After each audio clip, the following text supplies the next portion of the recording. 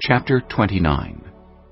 Then Jacob continued on his journey, and came to the land of the eastern peoples. There he saw a well in the open country, with 3 flocks of sheep lying near it, because the flocks were watered from that well. The stone over the mouth of the well was large. When all the flocks were gathered there, the shepherds would roll the stone away from the well's mouth and water the sheep. Then they would return the stone to its place over the mouth of the well. Jacob asked the shepherds, "My brothers, where are you from?" "We're from Haran," they replied. He said to them, "Do you know Laban, Nahor's grandson?" "Yes, we know him," they answered. Then Jacob asked them, "Is he well?" "Yes, he is. they said. And here comes his daughter Rachel with the sheep." "Look, He said, the sun is still high. It is not time for the flocks to be gathered. Water the sheep and take them back to pasture." "We can't, they replied. until all the flocks are gathered and the stone has been rolled away from the mouth of the well. Then we will water the sheep." While he was still talking with them, Rachel came with her father's sheep, for she was a shepherd. When Jacob saw Rachel, daughter of his uncle Laban, and Laban's sheep, he went over and rolled the stone away from the mouth of the well, and watered his uncle's sheep. Then Jacob kissed Rachel, and began to weep aloud. He had told Rachel that he was a relative of her father, and a son of Rebekah, so she ran and told her father. As soon as Laban heard the news about Jacob, his sister's son, he hurried to meet him. He embraced him and kissed him, and brought him to his home. And there Jacob told him all these things. Then Laban said to him, "You are my own flesh and blood."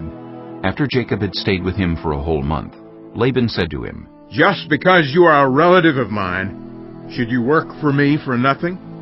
Tell me what your wages should be." Now Laban had 2 daughters. The name of the older was Leah, and the name of the younger was Rachel. Leah had weak eyes, but Rachel had a lovely figure and was beautiful. Jacob was in love with Rachel and said, "I'll work for you 7 years in return for your younger daughter Rachel." Laban said, "It's better that I give her to you than to some other man. Stay here with me." So Jacob served 7 years to get Rachel, but they seemed like only a few days to him because of his love for her. Then Jacob said to Laban, "Give me my wife. My time is completed, and I want to make love to her." So Laban brought together all the people of the place and gave a feast.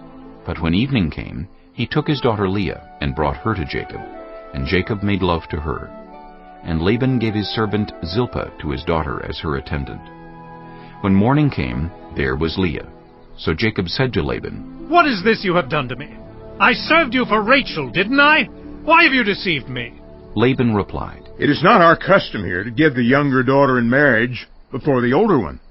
Finish this daughter's bridal week. Then we will give you the younger one also, in return for another 7 years of work." And Jacob did so. He finished the week with Leah, and then Laban gave him his daughter Rachel to be his wife. Laban gave his servant Bilhah to his daughter Rachel as her attendant.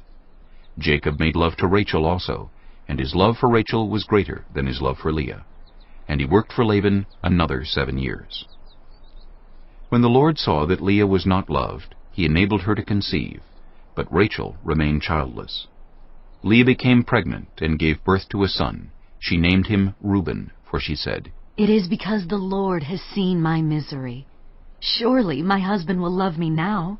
She conceived again, and when she gave birth to a son, she said, "Because the Lord heard that I am not loved, he gave me this one too." So she named him Simeon.